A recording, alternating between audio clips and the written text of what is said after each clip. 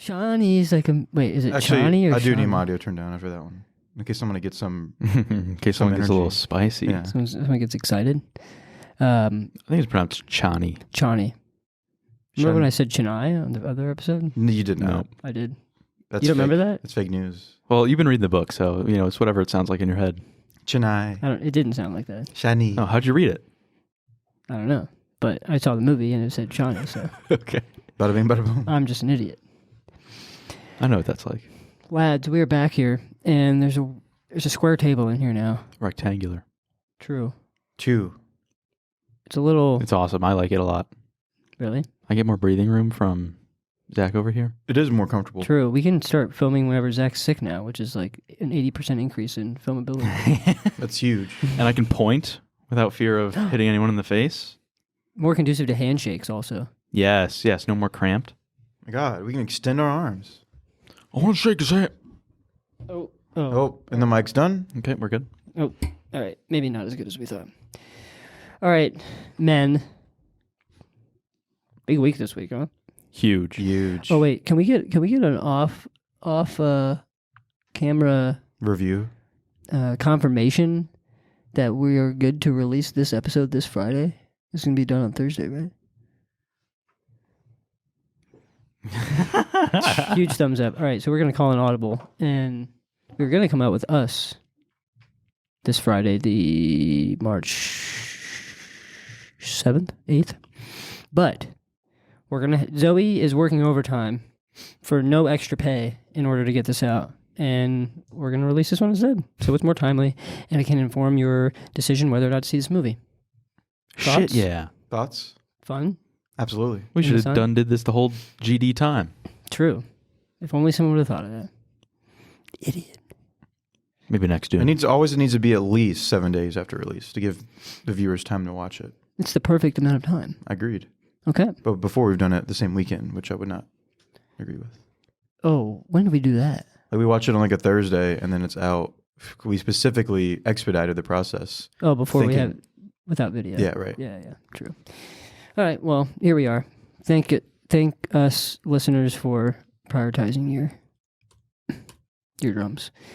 Okay, gents, before we cut into the meat, any notable watches this week on Weekly Media Rundown? Bam, bam, bam, bam, bam, bam. No, I actually didn't watch anything notable. But You looked excited. yeah, I am really excited to see a handful of things that are coming out. Is that Yes, on the table valid. for this? Okay. Valid. Well, the previews for the movie that we watched this week in theaters got me kind of hooked and a little torqued to see some stuff coming down the pipeline this year. Godzilla Kong. Godzilla and Kong, plus Furiosa, the Mad Max saga. I'm really looking forward to that. We had a really good trailer for that in front of this week's movie, and I'm so in. So I hope that gave you trailer points or points to make you like trailer because that was a sick trailer. It was short. A little It was bit, only like yeah. 45 seconds. Yes, That was not 45 seconds. You but can look it up. I guarantee it's no more than minute 10. but I would have never looked it up because I already had interest in seeing the movie. Just the fact that I did see it with You were the forced. intent to see the movie already intact, bonus points. Fair enough. Gabby leans over to me. Bad take, Gabby. She leans over to me after the Furiosa trailer plays. She's like, "That movie looks like it has a $0 budget." Wait, I mean, what? Furiosa? Yeah, I You can should see say that why. about Kong. There's a few things, you know how Fury Road, like some sequences, Matt had this problem. Some of the special effects look super bad. yeah. We'll see if I didn't notice that in the trailer, but I feel like it's just an art style thing. Yeah, I it's think all it's about probably going to style. have the same art style. Anywho, I'm also a huge King Kong whale, so I'm probably going to rewatch all of this Godzilla MonsterVerse series from the one that started in 2014 till now, in anticipation for Godzilla vs. X Kong: The New Empire. Wow, I thought They're you all were on joking Max. about No, that. no, I'm actually too. serious. They're all on Max now, so I'm a little more comfortable saying I'll be watching them this week. Nice, very good. When's that fun. come out? 2024, So, maybe. True. I don't Sometime remember. soon. Probably. Probably summer. May. They got to get it out. Memorial Day. Put it on the books, folks. That's it. Okay. All right. Cool. I don't think I watched any TV. I finished rewatching season 1 of House of the Dragon. Season 2 comes out June. That was just announced. Very exciting. And then I watched John Wick 2 and 3. It's just like, I don't know, late at night when I'm a little tipsy. Ashley and I will put that on in the background. I actually paid attention to both of them, and they're both way worse than the first movie, in my opinion. It just feels like more the same. I don't know. The first one was way better. But apparently the fourth one is like easily the best. It's really, really good review, so I'm excited to... I'll probably watch that in the next couple weeks. So I've heard. Yeah. Do you concur? You're a John Wick stan, right? Yeah. I've only seen the first 2, but I am a John Wick stan. Oh, you only seen the first 2? Yeah, I haven't seen 3 or 4. Maybe, I don't remember if I've seen 3. If I have, that tells you something, but... It says 1 to watch on Letterboxd for you. Okay, So I looked for you for that one. I really do want to see 4, though. 2 was like just as good, but like just a little bit less, and then 3 was significantly worse than the first 2, in my opinion. Shame. And that's it for you? That's it for me. Okay. I went and saw... Well, first off, I finished The Bear. Big. I would give that a solid somewhere between 4 to 4.5 stars. I got emotional at a couple episodes, and I feel like that doesn't really happen with me for TV or with TV very often, so whatever. Good job. Good job, cast and crew. And then I saw the documentary short nominees. Mid. Is this a global scale? Is this a Charlotte scale? This is a... United States? What do you mean? What's the scope of the Academy Awards? Is it international stuff? Is it just United States production? Yeah. International. Okay. Well, they have like best international pictures and stuff, but I mean, it's a lot of American media in there. But yeah, documentary shorts, mostly mid, honestly, unfortunately. There were a couple of good ones in there. The Last Repair Shop, about this LA group that repairs instruments for students. So, I don't know. Stuff you don't think about or know exists and get a little insight. Also, one on book banning that was interesting because that's a big topic these days. There's like 9-year-olds reading passages from these books that are banned, and it's like, why? But mostly so. And then the last thing was I started Love is Blind. Ah, big. Oh, I've been watching that too. Yeah, I've caught up I on wouldn't that. even count that. Well, yeah, I know. He just brought it up on the past couple episodes, so that's why I brought it up. I'm caught up on that too. How are you liking it so far? How many I episodes think I'm in? like 3 or 4 episodes in. Okay. It's good. The juice is yet to come. Yeah, well, it's cool seeing like some people that talk about Charlotte and refer South to Charlotte, End. neighborhoods, restaurants, etc. I like that part of it. Yeah. Also, episode 1 of Survivor 46 is out, and there is a Charlotte hair salon owner contestant on this season. No way. Yeah, so I've been watching that one. She's like loosely tangentially, microscopically overlapped into my universe, so I'm following that along. Cool. Name? Kenzie. Interesting. We'll pass that by the ladies in my life in Charlotte to see if they Kenzie on Survivor 46. Go Charlotte. Are you a big Survivor, or are you just watching because there's some Charlotte stake here? I do like the show. It's a really cool game show, probably one of the best reality shows because it's very complex and not really scripted at all. Yeah, I've heard good things about it. I've never watched it. Have you seen that, Zach? No. I've only seen 1 full season, and no, it's good. The Nice. setup sucks. I can't talk to Dennis. Or I can't open my mouth and look at Dennis. It sucks. Next week, you're going to have to take this I just have to, corner angle. yeah. I'll just side eye you if I want to. You can just lay on the table. Yeah. Put the mic face down. Okay. Very well, very good. Let's cut into it, shall we? Into the meat. Beautifully well. Beautifully well. Well, thanks for tuning in to another episode of the Shitty Movie Review Podcast, hosted by your favorite cat dads. I'm Matt, Dennis. Zach. and this is... The Litterboxd.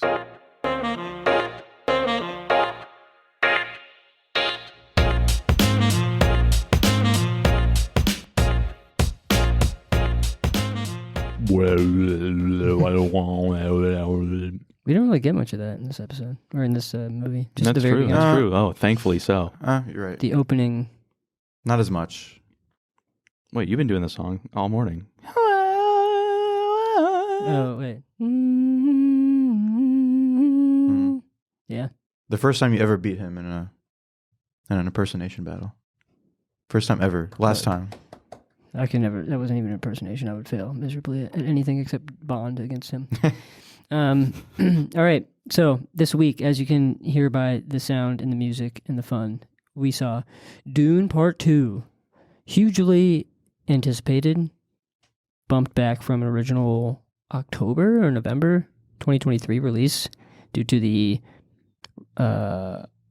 Screen Actors Guild. Wait, what is it? Not SAG-AFTRA. Yeah, right? Strike? Sure. Yeah. Okay, cool. So got postponed because of the strike, so this one's been hotly wanted. Hotly desired, if you will. Highly desired, hotly wanted. Hotly wanted. I'm going to start calling my wife. I'm going to be like, yo, I hotly want you. Okay. You're so hotly wanted, baby. All right, so this one, follow-up to 2021's Dune release that was not even advertised as a part 1, but we got the title card and it was a part 1. Much awaited sequel here, released just last weekend, March 2024, February 2024. Directed by Denis Villeneuve, who has done every good movie that you've ever seen, including Arrival, Prisoners, Blade Runner 2049. Sicario. Enemy. Have you seen Enemy? No, I want to, though. He's a friend of the show. We're all fans of his here. So Yeah. He would, we'll get him on here one We day. tossed him a bone on this episode. Yeah. He needs the exposure.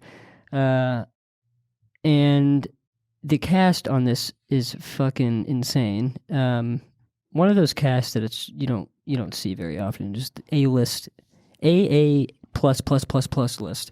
We have Timothée Chalamet, Zendaya, Rebecca Ferguson, Josh Brolin, Austin Butler, Florence Pugh, Dave Bautista, Christopher Walken, My favorite. Zach's girlfriend, Leah Sado, Yes. Stellan Skarsgård, Javier Bardem. It's insane. Who else am I missing here? It's stacked. There's a spoiler. You're not allowed to say one. And there's a mystery. Mystery, yeah. Mystery. You guys teased that Cast. to me. I thought Did it we? was going to be Lisa Doe. I Yeah, thought didn't she see- was going to be I the didn't- mystery girl. I When didn't I see saw her. her, I was like, there she is. And then the actual one appeared, and I was like, there she is. Yes. So crazy cast. A lot of whom are in the original, but a lot of new good additions in this part 2. This movie grossed $183 million opening weekend, which is bonkers. Screen Rant had the audacity to compare it to Five Nights at Freddy's opening weekend, which is disgusting. What But is those the two are opening in the weekend? same, like the opening weekends For As in- Five Nights at numbers. Freddy's. What oh, was I it? don't know, but they just said it was like the best since that. Oh, that's fine. I'm like, They're stating a fact, I even don't though care. it's stupid. yeah, it's like irrelevant. But yeah, big success, big wins around here in the dollar signs. Quick synopsis of this one. Follow the mythic journey of Paul Atreides as he unites with Chani and the Fremen while on a path of revenge against the conspirators who destroyed his family. Facing a choice between the love of his life and the fate of the known universe, Paul endeavors to prevent a terrible future only he can foresee. Thoughts? It's a good follow-up synopsis to part 1. Whimsical, sounds full of fantasy and mystery, which I feel like there's a high barrier to entry for watching this movie because the entire first one was set up. I think that was like probably my biggest complaint coming out of it. That's fair. But they teed it off pretty well. Yeah. They established the world and everything. I think that's all they were going for, essentially. But if you don't have any of that, that synopsis is not going to tell you much or do much for you. Yeesh. All right. Who is feeling particularly passionate about their initial thoughts? I'll go first. Take it away. Because I don't know. This is like one of those pods where it's like, obviously this movie's getting rave reviews and blowing up at the box office, which is awesome. But also, I don't know, sometimes I always have like a good feeling where we're going to stand. And this one I kind of don't, which is kind of funny. Or at least on some sort of a scale. Like, obviously I know none of us are going to shit on this completely, but still, I think we could be all over the place. Hold your Anyway. horses. Oh, no. But yeah, it's me starting off, I have a newfound obsession. This movie completely blew me away. And it's hard to put into words, like, the feelings this movie, like, provided. Like, everybody's saying it's, like, epic. Like, you can say epic 100 times. Like, yes, it's, like, one of the most epic movies I've ever seen. It's the definition of, like, a cinematic experience. And And I guess there's only a few times in my life where like some like these phenomenon movies, so like obviously Avatar is one, Oppenheimer was one. I know The Dark Knight Rises way back in the day, that was like huge. Like there's not many of these. I guess you could say Interstellar was one, but that kind of came in discreetly. But this was definitely like a huge phenomenon, and it just lived up to, I don't know, like it completely surpassed every single one of my expectations. And I was really excited. And I remember like halfway through this movie, I was like, okay, like it's doing it for me. And then it just got better by every fucking second. And by like, no exaggeration, like my jaw basically was dropped the entire movie. Just like every scene topped the next scene. Just the cinematography is probably the best I've ever seen in a movie. Acting was incredible. Really emotionally attached to all the characters. Yeah, it's not a perfect movie. I might have a few small nitpicks, and we can get into that. But for the most part, this completely obliterated all of my expectations. And I haven't stopped thinking about this movie since. So, yeah, score, cinematography, whatever. Everything's amazing. I'm going to start off with a 9.7. Big.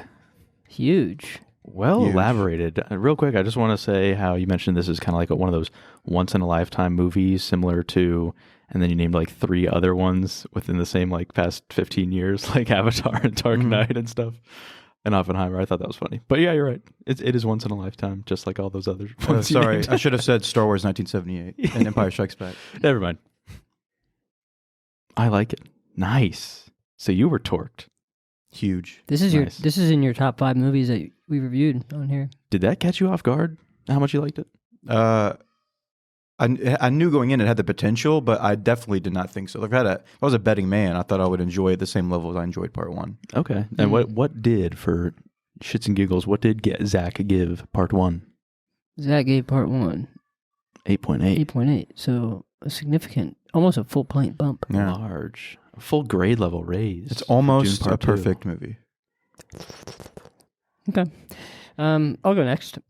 So this one is really tough for me. I mean, obviously, this is one of those movies that we're starting at a 10 kind of deal, you know? It's just like, it's obviously very good, very well done. It maxes out the scale in a lot of different categories. But the expectations were through the fucking roof on this. And so I had some issues with that. But before I get into that, just to echo what Zach said, excellent movie overall.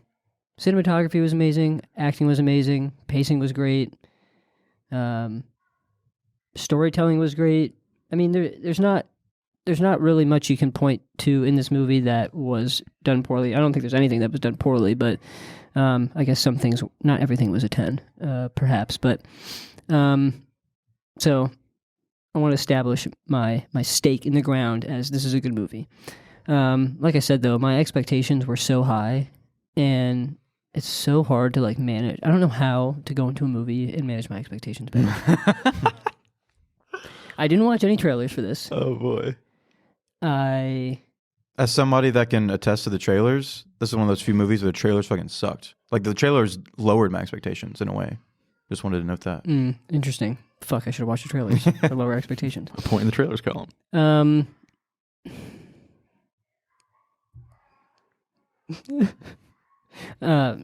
This movie, there were like the shit that was put out about it, the initial reviews by critics and early people who attended early screenings was just like insane. It had 100% on Rotten Tomatoes at one point, and it was like hovering above 90. It still is above 95, I think. Yeah. Mm-hmm. Which is insane. And right before the movie, I'm like, well, my expectations can't get any higher, right? And then I go look at the Letterboxd score, and it's a 4.6. I mean, give me a fucking break. Yeah, that's the most shocking to me was that. That is insane. Like 4.6 on Letterboxd is essentially unheard of. So expectations were high, and I had expectations about what the movie would be because of the book. So there are a lot of differences. I shouldn't say a lot, but there are some key differences between the movie and the book here. One of which in particular let me down in how they handled it, and we'll talk about that in spoilers. So I think if I try and set aside my expectations and I set aside the differences with the book, because that's not a fair criticism, this movie has got to be around a 9.5. I started off there. Now, there were some things I wish were different, but we'll talk about that. So I'll start off at a 9.5 in my long-winded disposition. That was a great disposition. I feel like you defended a thesis right there. Thank you. I'd give you the PhD if that's how that process goes. I don't know anything about academia. I'll take a PhD in Dune. Dunology. Critiquing. Awesome. Well, dude, also, round of applause for you for getting through that well-spoken initial review while there's children running around screaming their heads off outside. Yeah. Thank you. Oh, one other thing I want to note. I had a ticket last night to see this for a second time. And I ended up not going because I went on Sunday and yesterday was Monday and I didn't want to do it back-to-back. Too much time commitment. But I strongly believe that this will be much better on the second watch for me personally, based on the expectations thing. And it's like, okay, I know what to expect going in, and I think I can maybe appreciate what was done well about this movie more so than being disappointed about the things that I wish were different. Well said. So, I agree with that. I think that was the case for Dune 1 with me. So perhaps. Yeah. Can I ask when you bought the Dune ticket for the second screening? Sunday night. After you saw it already? Yeah. Oh, okay. I'm going to see it again later this month, though. So. Same. I'm trying to see it this week. I'm like dying, fiending. Okay. Cool. 9.5. I'm interested to hear what you guys both didn't like about this movie, because I might disappoint you guys with what I have to say here.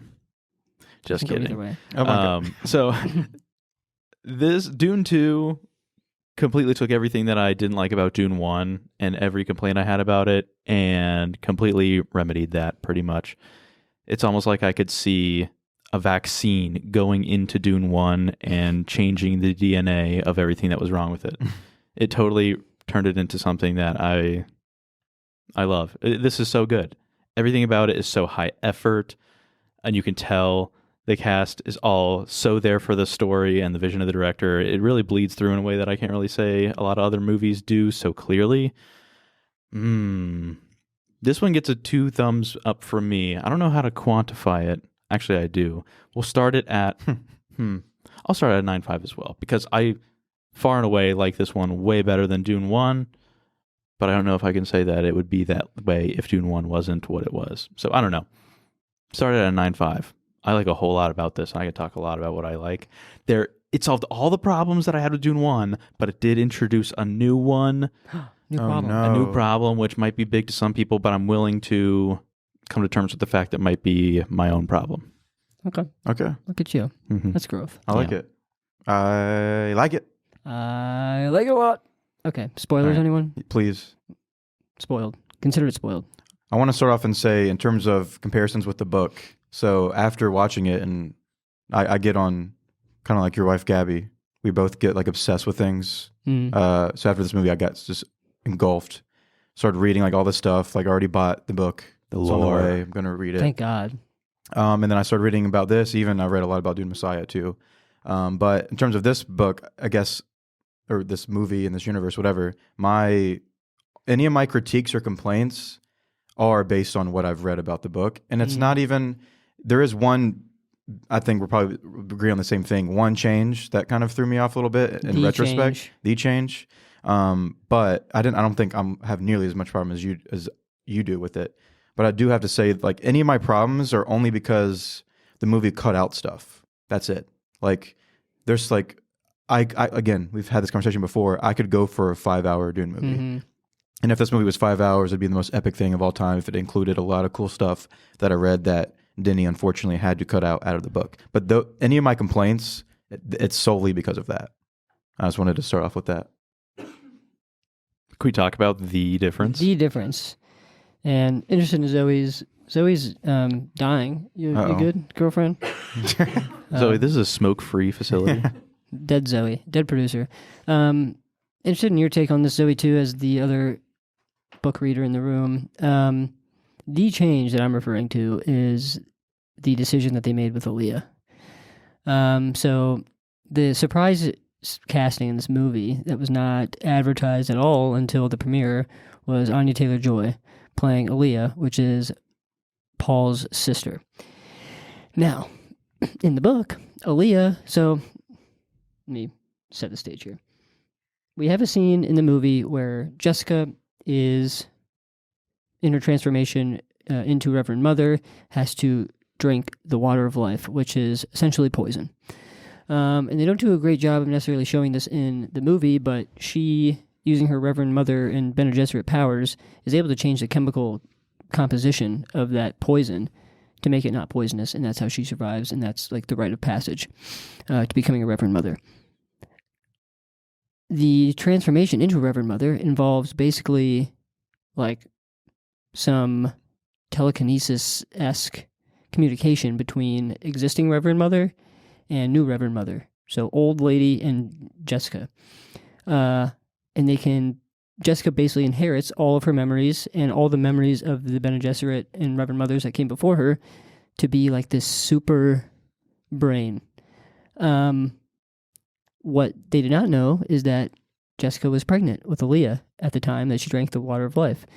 And therefore, Aaliyah also received the same effects of all this information in the womb, basically knowing all the terrors of the world and the beauties of the world without even having experienced it herself.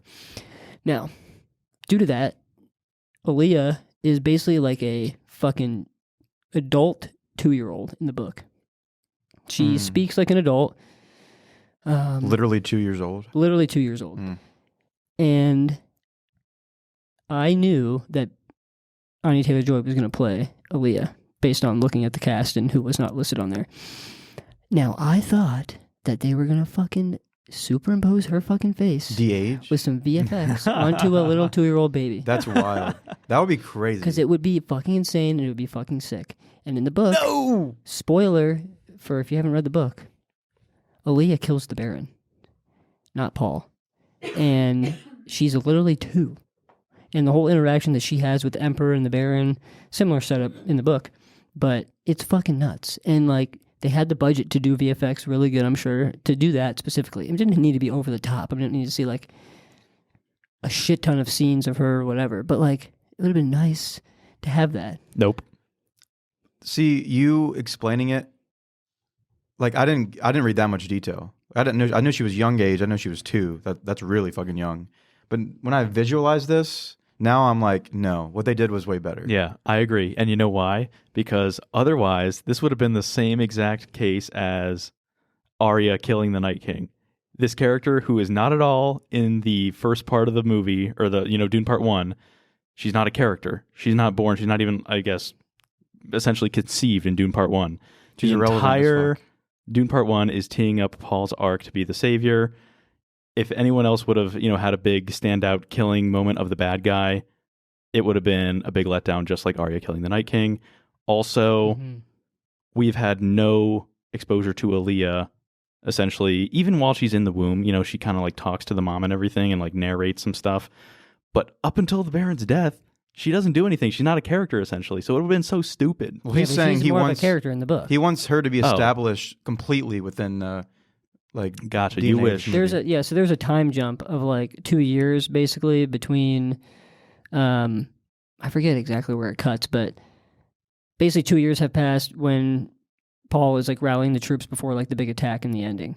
In this movie, it's like no time, like months, because Aaliyah is still in the womb. So like maybe a couple months. So we have that time jump, and she's been around, and we don't see a ton of her in the book, but she is there, and she is an established character. But I don't know. I just thought that would have been so sick, and I was like so hyped for how they're gonna do it, and then that was like that's the fair. biggest letdown for After me. reading the book, and then you have that visualization. I can't even fucking speak. Visualization, and then you're expecting that. I can see how that sucks. But like me now, trying to picture like a little 2-year-old, like Dennis said, like the buildup of like Paul's entire arc for basically 6 hours worth of film, like. And then the emotional payoff of him killing the Baron, like I like wanted to get up and start cheering. Like the entire like final act, like whenever all these payoffs are happening, it was like fucking incredible. My jaw was dropped, like, and it was so emotionally impactful. Like Dennis said, like unless she like they wrote the Part 1 script to completely also build up his sister's character to be something that also would have the equivalent of emotional payoff, then maybe I could be with it. But the idea of it sounds kind of silly, and then also.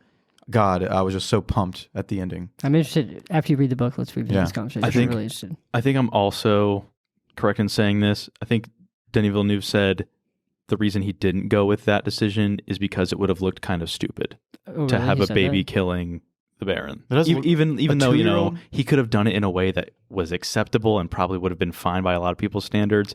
At the end of the day, you still have a talking 2-year-old, a 2-year-old that's talking like an adult.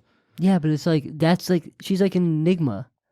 But even in the Duneverse, how do you do that well? But sure, even in the Duneverse, it's too out there. They do a great job of making the Duneverse feel very grounded and sort of realistic. It's too grounded. It's too grounded. No, it's perfect. It's so easy to get on board with that. I agree. That lowers the barrier of entry. If it wasn't already massive, that kind of brings it down to a tangible level. So I don't disagree with that barrier to entry, but I'm not concerned with people's ability to enter the universe necessarily. Okay, that's fair. But I hear your point. Whatever.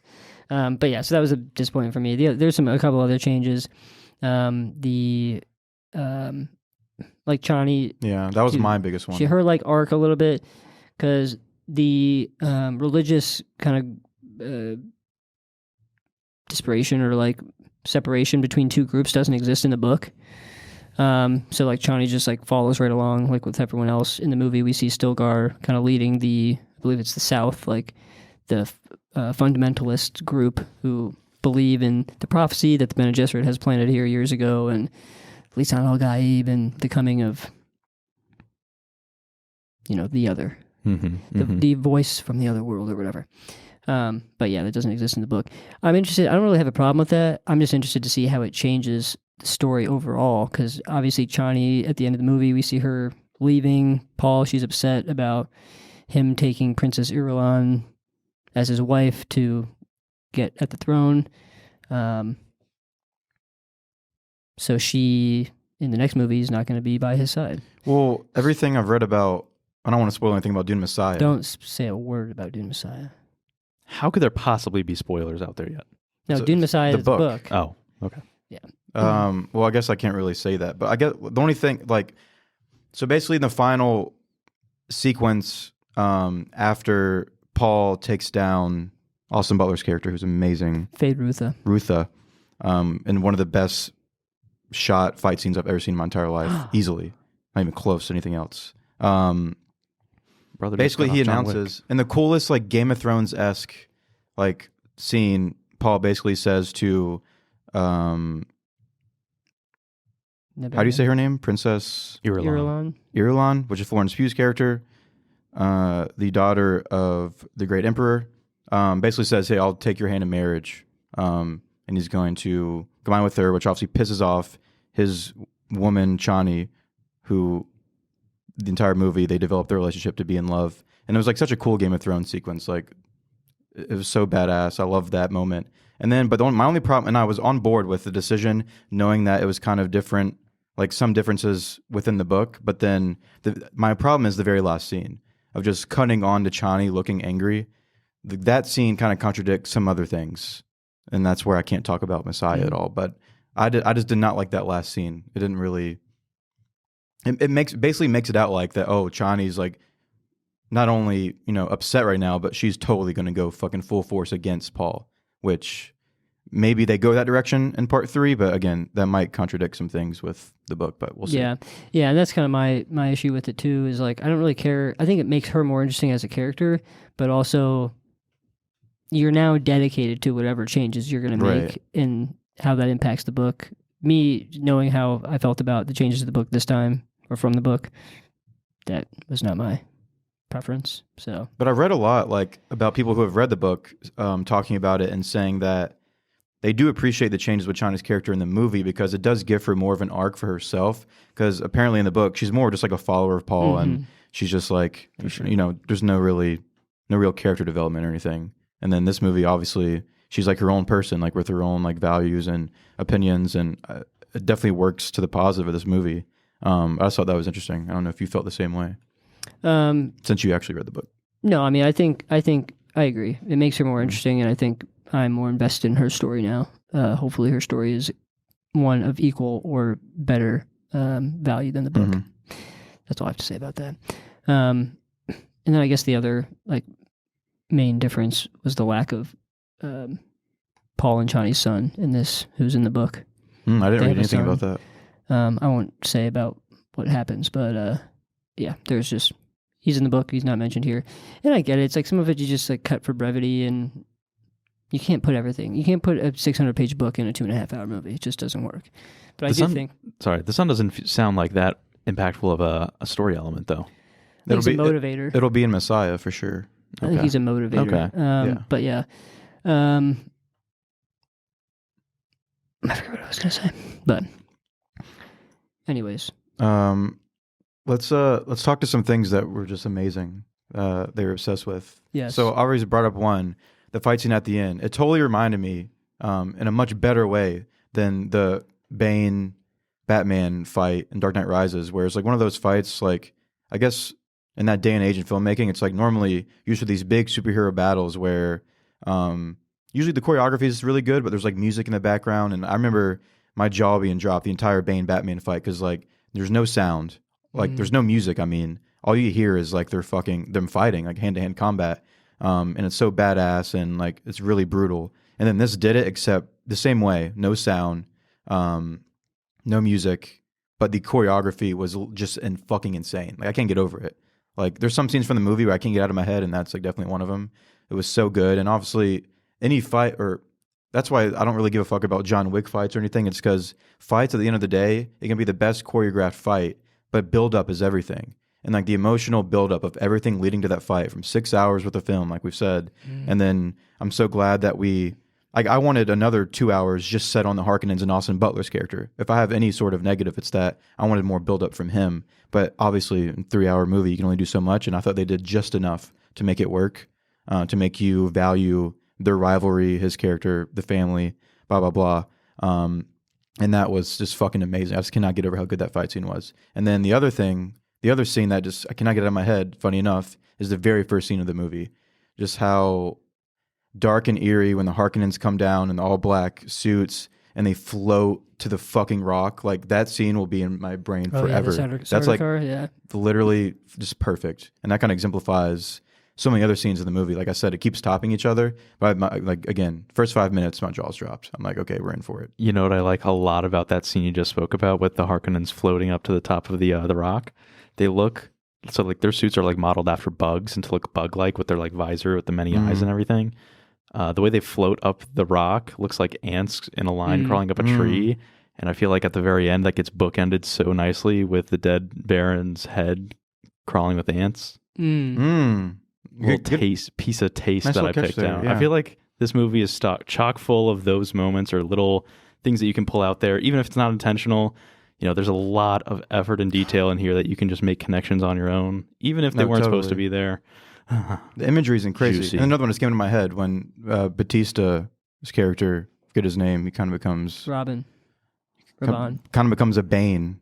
Comes the background enemy in this one for an analogy there. But when they're basically going to attack the Fremen, and like they're like this sort of a sandstorm, you can't really see anything, and they're like approaching about to battle and about to like they think they're easily going to take them out, and you just see fucking Paul with his hood on just come out of like the fucking dark, and then they start fucking sprinting away. That's enough. Like the imagery of that scene was crazy, just so badass. Yeah, that was a powerful scene too because it just speaks to like the legend of like Muad'Dib and how he's impacted even the Harkonnens and like fucking Batista who's smashing his like councilman's face on the. Oh my god, that was sick, dude. That was insane. I'm like, holy, he fucked that guy up. Dude. So Christopher Nolan said he saw this movie months ago. He's good friends with Denis and said that like this was his Empire Strikes Back. He used Empire Strikes Back as the analogy for this movie, and it's funny because like so many scenes, that scene is directly from Empire. Or I don't know if that was A New Hope or Empire Strikes Back, but Darth Vader does the exact same thing. It was just so badass and so cool. And then since I didn't read the book, I didn't know this. The whole reveal of Jessica being the daughter of the Baron, like my jaw was like, I haven't had one of those movie moments in forever. Like genuinely surprised. That was like a Luke, I'm your father moment. Like there's so many of these crazy epic moments that just like, again, rival Empire Strikes Back, which was such an epic phenomenon back in the 80s, and then now we have this one. It's just like, I don't know. I like the mirroring there. Again, I keep saying the word epic. It's going to get old, but that's just how it felt. It is. It's one of the rare movies of this level of epicness. Right, yeah, I mean, that's all you can say. It's in a league of its own. So grand. all the set pieces are like spectacular and insanely detailed, and so they do so much for the world. And like you could have like a lot. There doesn't even need to be much happening in this movie for it to be a spectacle. Like just the scenes of like Gaidi Prime, the Harkonnens' home planet, like where we see the arena and it's all black and white. They shot that on infrared cameras, by the way.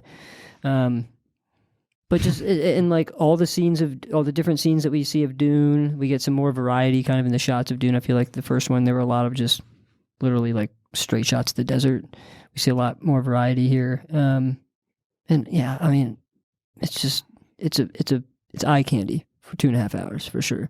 Yeah, somebody said that the story is great on top of it.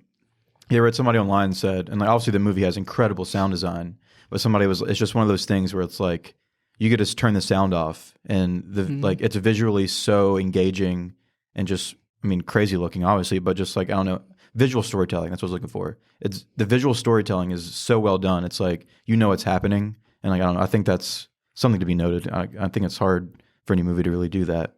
Yeah, it's just so powerful. Yeah, we don't see that very often, right? To this degree. So I kind of talked a lot in the last 5 minutes. Dennis, you got anything? I agree with you guys on most of that, honestly. Yeah, I don't have any disagreements. Disagreements? Yeah, I don't have any disagreements on any of the points you guys just mentioned. I want to give a lot of love to Austin Butler when his role as, you said, what is it, Rutha? I thought it was Rotha. Well, I don't know how you say it. All right, I'm going to call him Fade Rotha. He is our new evil guy up to the plate here to take over the role that previously Dave Bautista's character was playing with the kind of the overseer of Arrakis after they had quote unquote wiped out the Atreides house. He's in charge now of taking over Arrakis since Dave Bautista has fallen victim to Muad'Dib and Paul and the Fremen gang and stuff.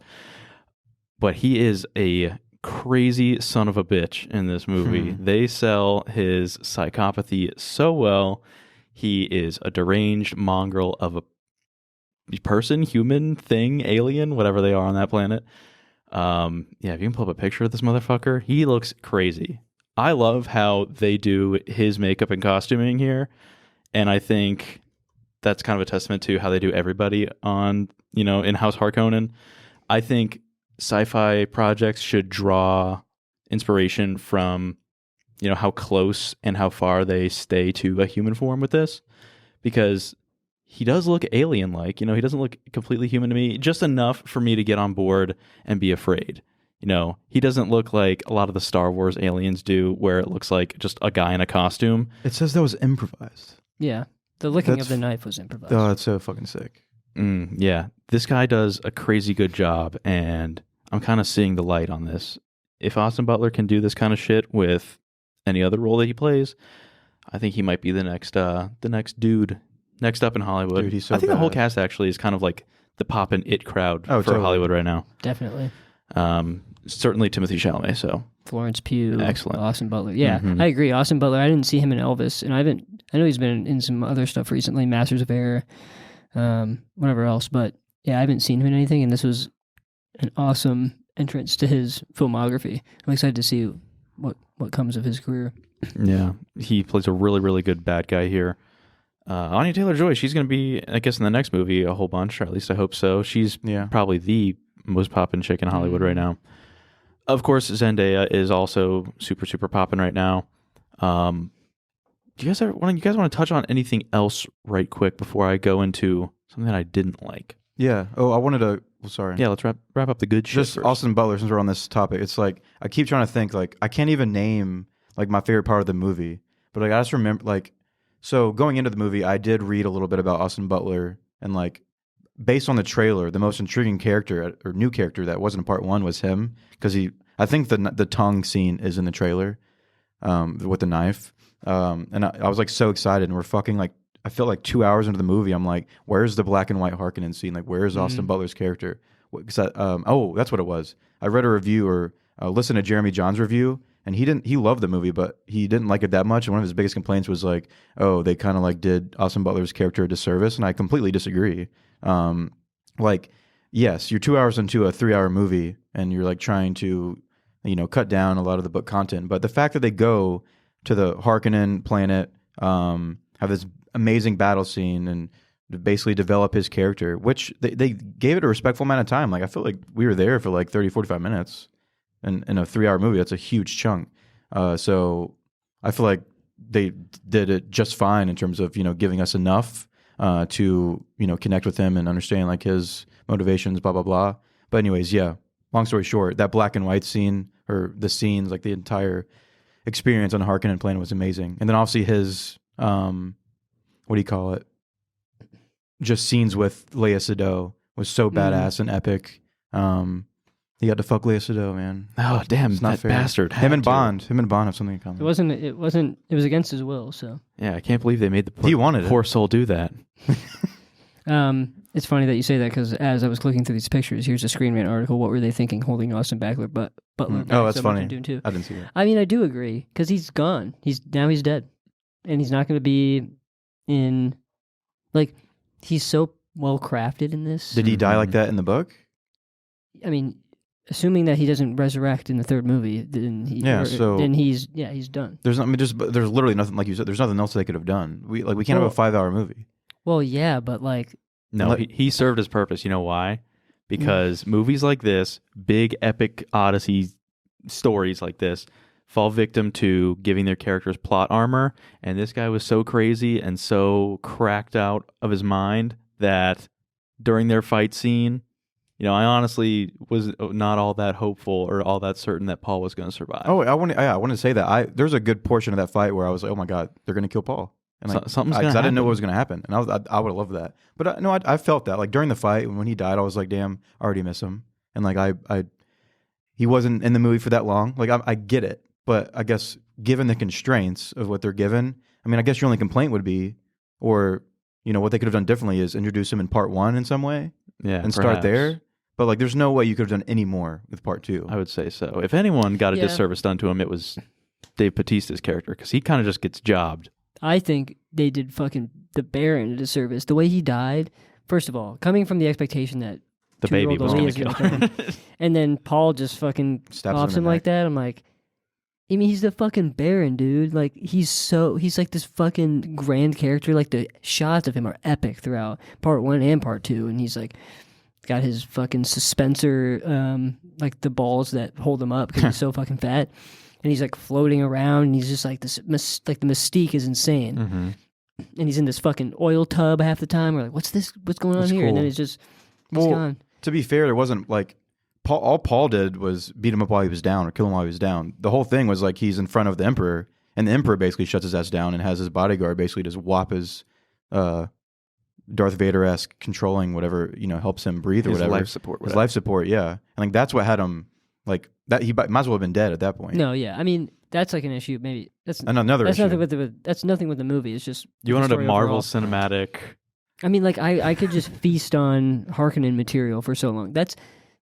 What we're talking about is it's not even a problem. It's like you've created characters that are so intriguing and are carrying the weight of like or like the symbolism behind evil or like darkness or whatever so well. Yeah, that's fair. That I don't want to see them leave at the time that they're supposed to leave. No, totally agree. And like that's insane. I mean, that's like I can't speak of other movies where I'm like I want to see like so much more of this character. Like maybe like the Joker from Dark Knight. Yeah. But like, yeah, I don't know. Like it's a good thing. It's a good thing that we're complaining about this, I guess. Yeah.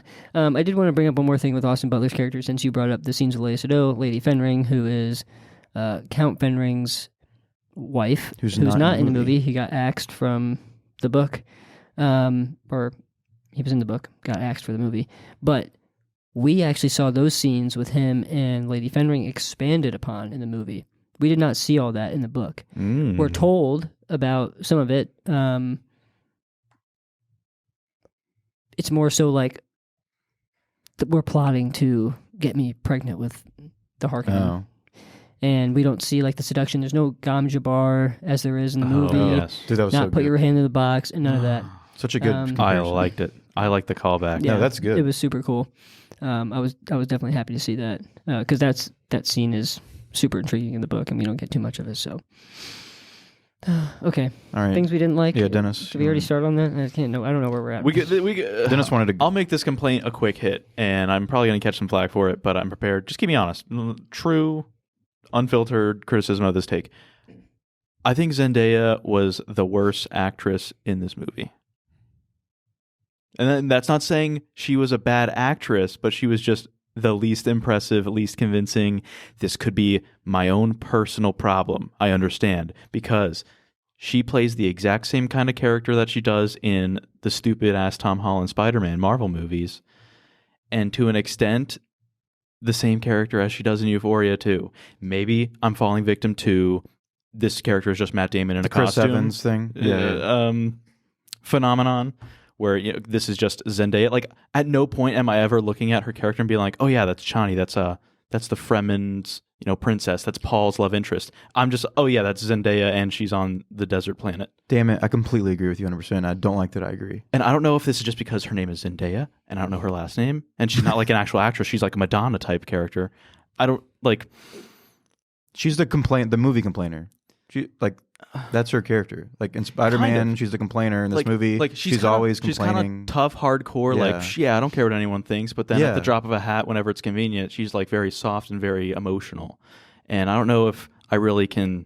I'm never intimidated by her when she's like tough beast mode, and I'm never really bought into the soft side of her whenever she's emotional. They do kind of give her, like, this movie a little, obviously more in the first, but she gets some cool badass fight scenes. Yeah. I wish she got more. The fighting is cool. She's a good, cool fighter and stuff. But whenever she's like putting on an attitude or like disagreeing with somebody, her character's never really convincing to me.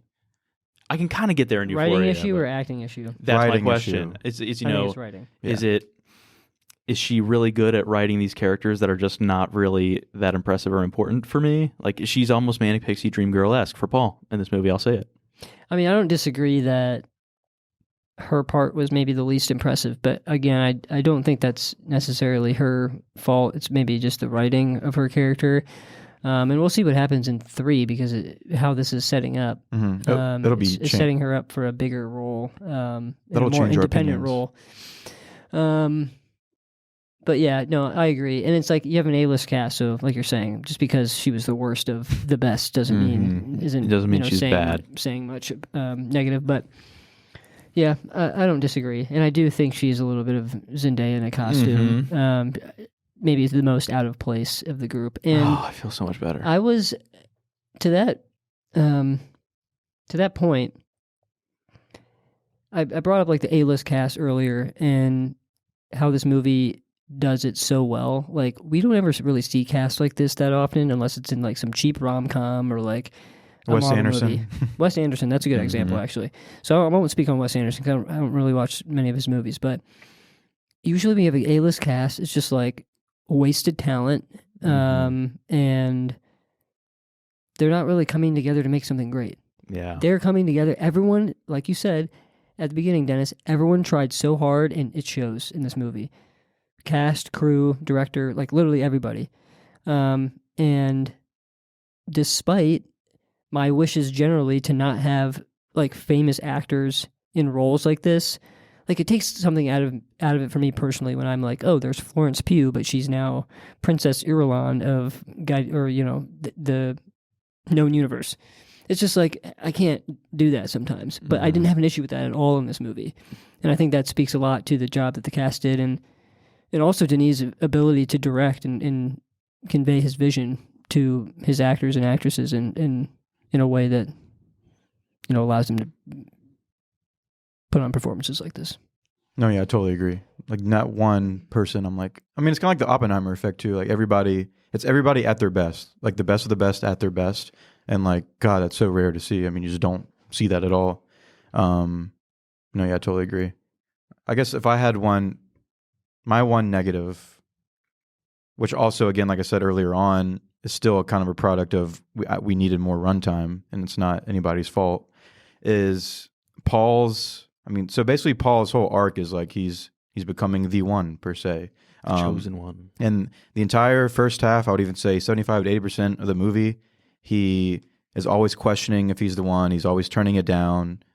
He doesn't like being called that, blah, blah, blah. And he's basically the same exact character he was in part 1. And then I guess my complaint is I was hoping to see more development of him becoming into the one, other than just drinking some sandworm piss, blood, and now he's screaming at people, and now he's the leader. Like that's how it. Even though like I still love it. Like I love like one of my favorite parts of the movie is who he became. Like the way he changes. Like when he yells at the main lady of the Bene Gesserit, that's so fucking sick. Silence, just like the it's like a direct comparison to when she says silence to him with the Gom Jabbar at the opening scene of the Oh, that's movie. the same woman. Yeah. Yep. Nice. Like that was so good. And like I love the character he is, but it's hard for me to connect the two because it's just hard for me to be like, oh, we'll give him some juice and now he's going to act like that. Like I guess but again, that's just a product of runtime. Like I'm sure in the book there's more of a a direct line of where you can see of him becoming that person, and we unfairly didn't get to see that because it's a movie. Yeah, good point. And you're right, at least with my experience, the book is better at illustrating that. And I think, once again, like book adaptations can only be so good. Like you're taking someone else's work, you have limited flexibility on what you can or are willing to do with the story as far as changes goes, but also like packing in enough detail to do the book justice is hard. This movie is fantastic at doing that, and fantastic for a lot of people who weren't aware of that this is a book or like don't care this is a book. But the context of the book makes it so much better and like helps with that stuff that you're mentioning. Like it makes it not like more excusable isn't really what I'm going for, but like you understand, right? Like you understand the background and you can kind of fill in the gaps per se. So after I read the book, I'm going to make this a 10 instead of a 9.7. I wouldn't doubt it. I wouldn't doubt it. Fair. I'm going to read it ASAP. I want it to be a 10. But yeah, I mean, I think that's like, it's hard. It's hard to adapt a book, and the fact that Denis is so good at doing it, especially with something of this scale, and like we've said in our previous podcast on the first Dune movie, which if you haven't listened to, go listen to that. This universe has long been called unfilmable, and so for him to be able to not only film it but film it to the degree at which he did is fucking insane.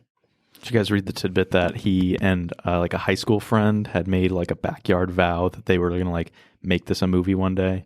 Like they were big fans of the books growing up, and maybe it wasn't a vow between them, but this was like their dream. They would like talk on the playground or so and say, okay, dude, for this scene in the book, like this is what we would have happen in the movie. That's so they badass. have like little dreams about it, like storyboard it out loud with your best buddy in the backyard. Yeah, I knew he was hugely passionate about Dune, and it was like on his bucket list kind of. But that's cool to hear. Dude, I wonder if he's satisfied. I wonder if he's looking at this like, yeah, this passion project turned out exactly how I wanted to, or better even. Or do you think he's like, oh no, he knows. Fuck the dog on this one, man. Oh no, he knows. At least part 2, he knows he did the best of both worlds. He made it a passionate, like amazing, great adaptation, and also got it to be widely appreciated by the general audience, which is the key with an adaptation, and he did it perfectly. Yeah. I kind of like the idea that he's still tortured about it for some reason. Undeserving. You can't be that good and not know that you're that good. Yeah, you know what I mean? kinda, Like Christopher Nolan being like, yeah, I mean, like my movies are okay. Especially since Nolan's seriously like that. It's annoying. But yeah, especially since he Dune Messiah still hasn't officially been announced by the studio, but behind the scenes, like he's already started writing on it. And the funniest thing is Hans Zimmer. I got to stop saying Hans. I learned it's Hans, not Hans. Oh. Yeah. We the entire planet is getting it wrong. Yeah. Hans Zimmer, he said that he also wasn't sure, if, when it was going to get greenlit, blah, blah, blah. And he said, I don't know how long ago this was, probably like a month ago or two, Denis just walks into his office and just sets down the script of on the second Messiah. day of filming. Oh, second day of filming. Oh shit, so it was a while ago. Yeah. Didn't say a word. Didn't say a word. Just Dumped walks it on out. his desk. That's so cool. But yeah, so that's 100% happening now. But to go to your point, the fact that like, I don't know, I think that he went so like second day of filming of part 2, he knew what he had in store. He knew a fucking third movie was going to get made. So he was like, I got this in the bag. That's how I think about it. Nice. Yeah, and hate to break it to you, but Denis already said the third will be his last. Yeah. Oh, I want it to be. I don't want more. Well, they'll make more. That's fucked. No. Yeah, they will. They shouldn't. There's too much fucking juice. No, certainly they wouldn't pillage and molest the great IP that is Dune, the Duneverse and the movies, and tarnish the legacy that he's created. Surely they won't. Yeah, I mean, I get it. This movie probably takes extreme effort, and you can only have so many of these. And also, he probably doesn't want to be known as like the Dune guy. But also, Messiah is like Touché. It's such a great closing conclusion. Yeah, I don't know much about. I'm excited to read that book next. It's like like those two books are like it, and then the rest, from what I've read, are kind of just like spin-offs, context, continuations. icing. Yeah, but like this is the main arc of like these families, these houses. So that's why I want Messiah to be the last. I'm glad it will be. Letterboxd friend, resident Dune expert Andy has confirmed what you've just said. Fuck yeah. So a couple things on that. The first one being, we got an update on the spinoff, the HBO or Max spinoff series, originally called Dune Sisterhood, now will be called Dune Prophecy, is still on track to release later this year.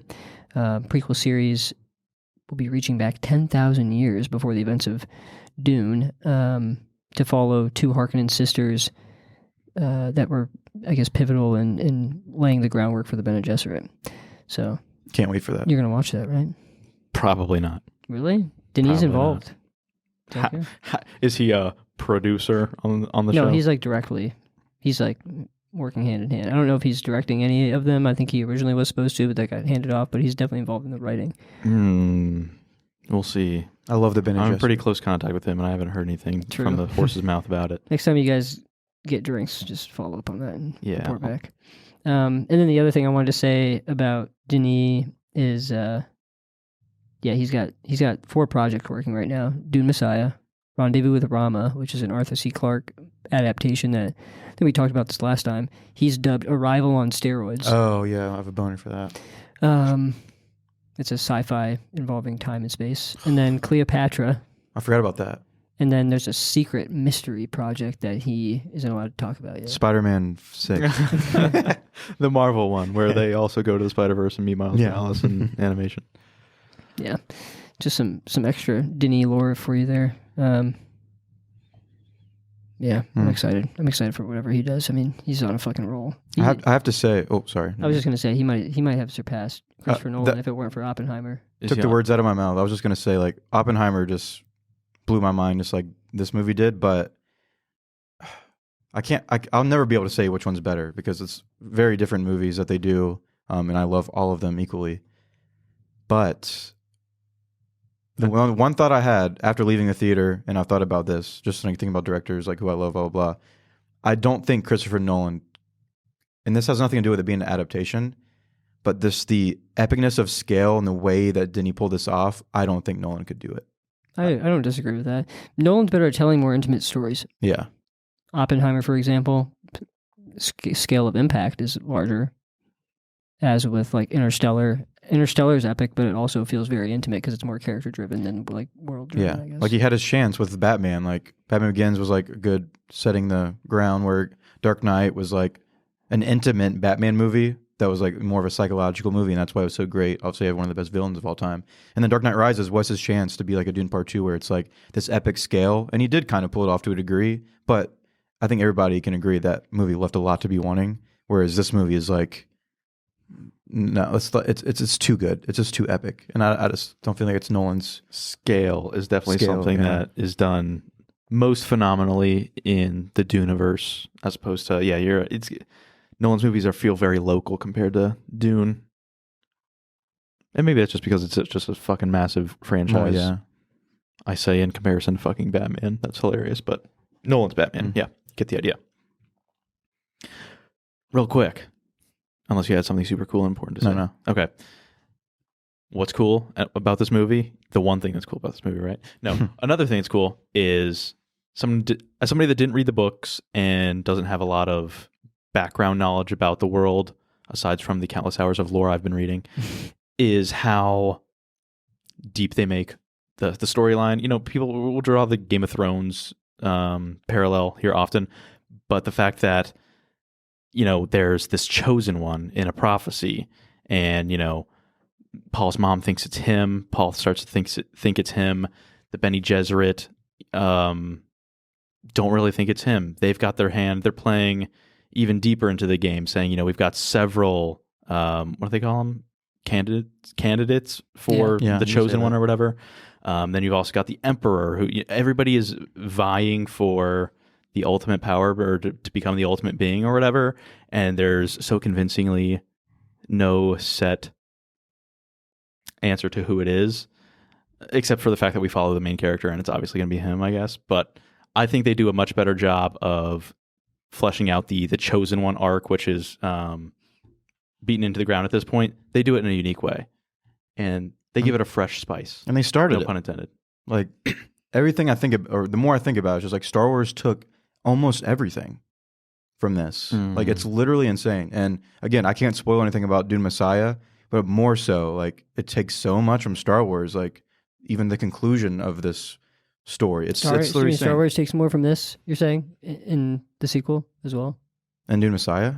Star Wars is a Temu version of Dune. Yeah, that's what you're saying. Well, you said this took from Star Wars, so I just wanted to see if that's what you meant. Oh yeah, absolutely. No, Star Wars took obviously so much of this because it was written way before they made the movies. Yeah.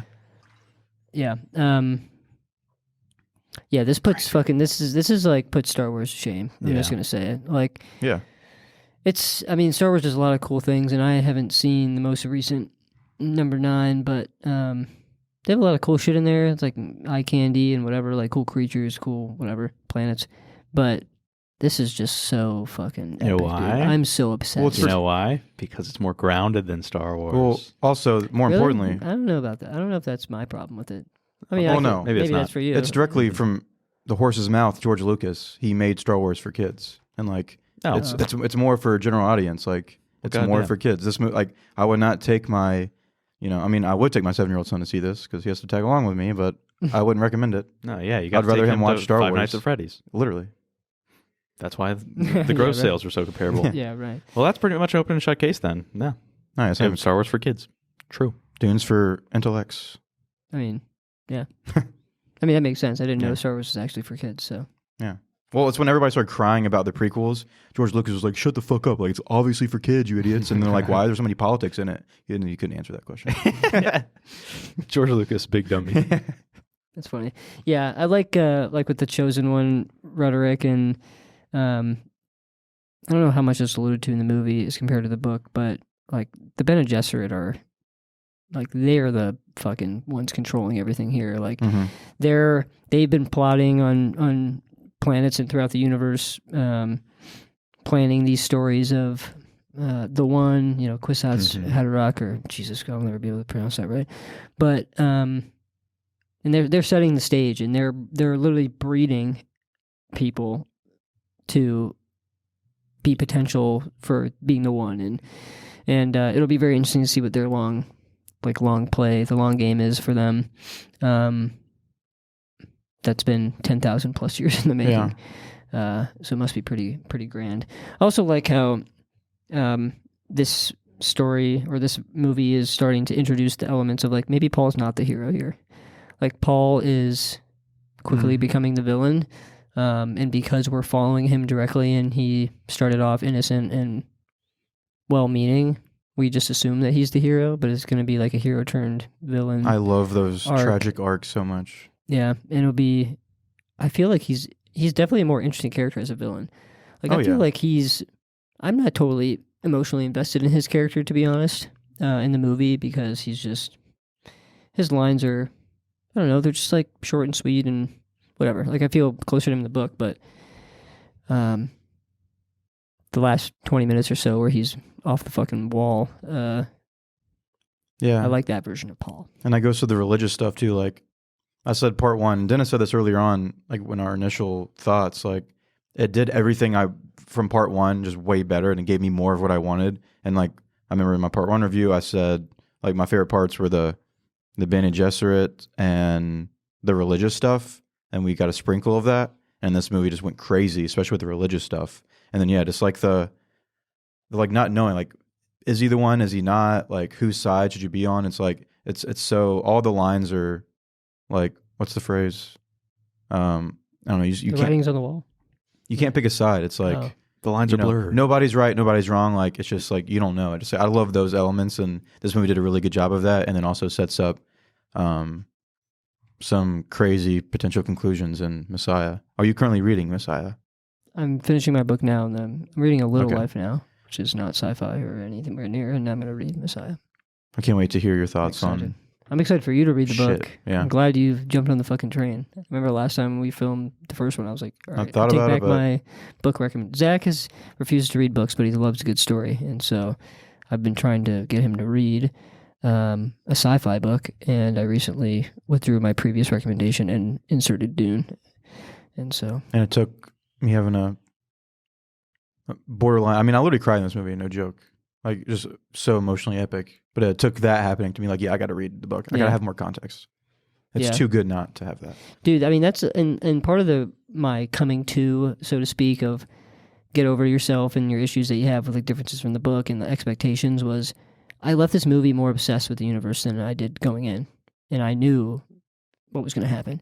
So I think, like, that alone speaks volumes. It's like, number one, this is an accurate representation of the universe. And two, it's drawing me in further.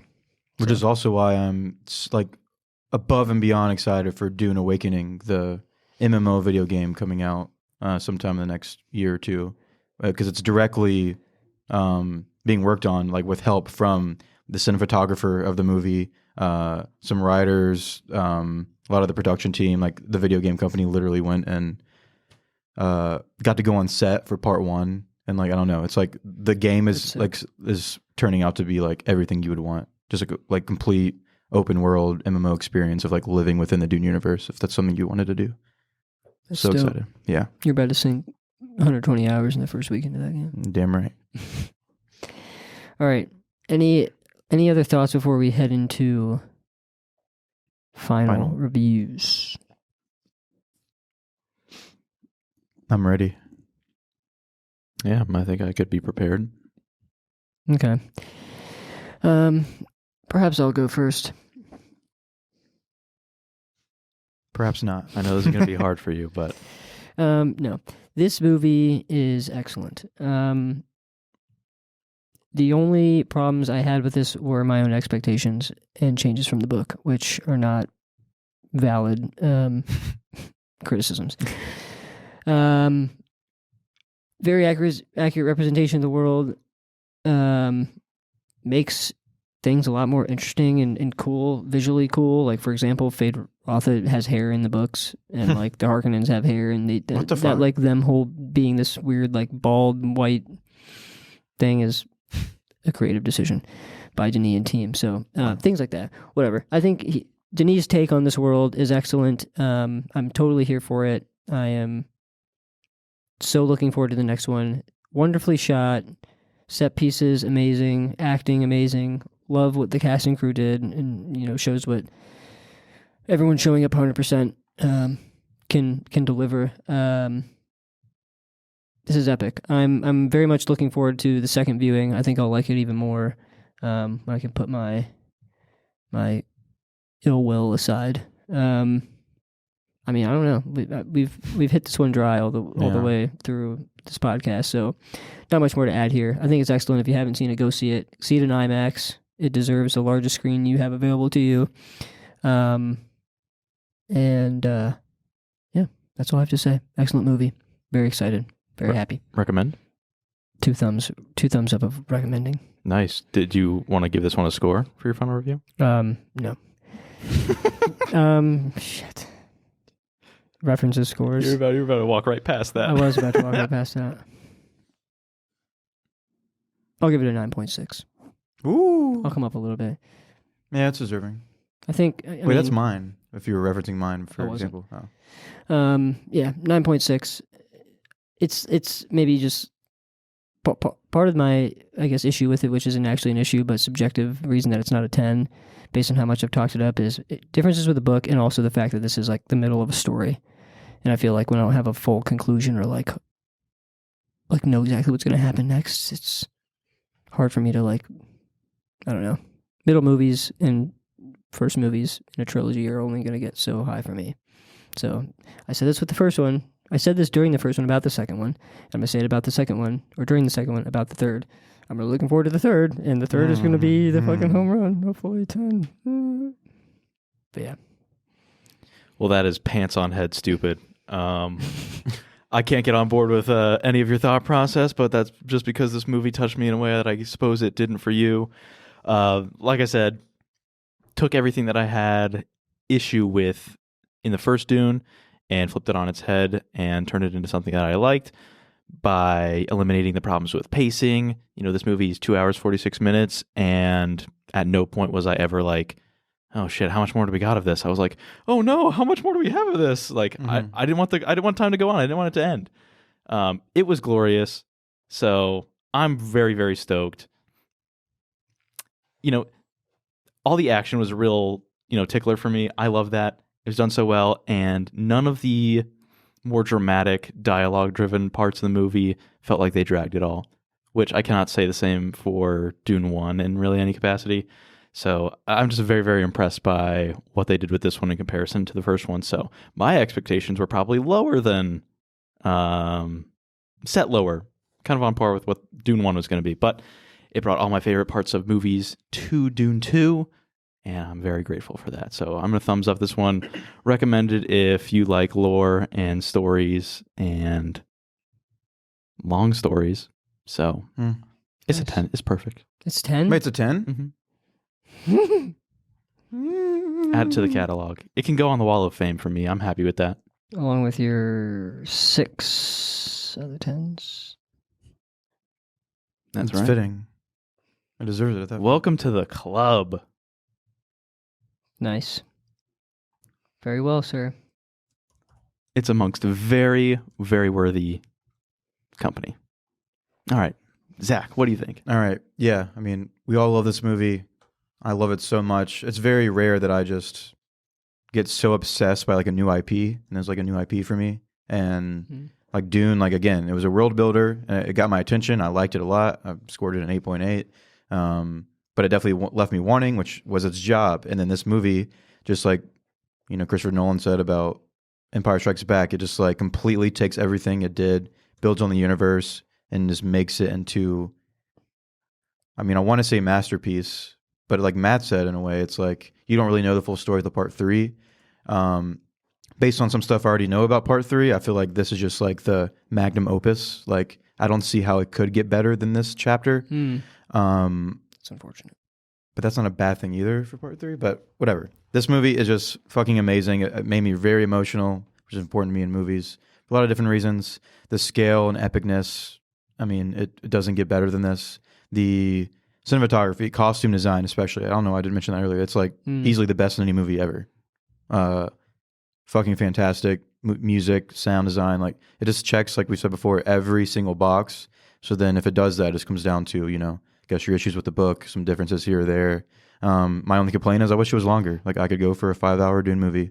I know a lot of people out there probably hate me for saying that, but maybe 6, maybe 7. I'll just keep going. I love this fucking IP. I love this movie now. Can't wait to read the book, and I think that's what Denis, what else would you do to set out when you're setting out to do an adaptation? So yeah, I'll raise my point by a decimal and go to a 9.8. Yeah, I recommend this too. I don't know, if you like going to a movie theater, go see this movie. It's not going to get better than that this year. I can promise you that. That's what a way to end it right there. Gents, we have a new entry in our top 4. Woo! We get to change the favorites on Letterboxd now. Yes. This now sits behind Interstellar, which has a 10. This has a 9.8 average between the 3 of us. Bye-bye Whiplash. Let's go. It's deserving. Oh, I'm tired about that. Can we swap That's all Whiplash out for Get Out? I'm down for this. I'm so down for that. Swap Whiplash out for Interstellar. Okay. But I also have to change my Oppenheimer score. Oh wait, you didn't give it that high of a score, so never mind. That wouldn't change anything. Hell yeah.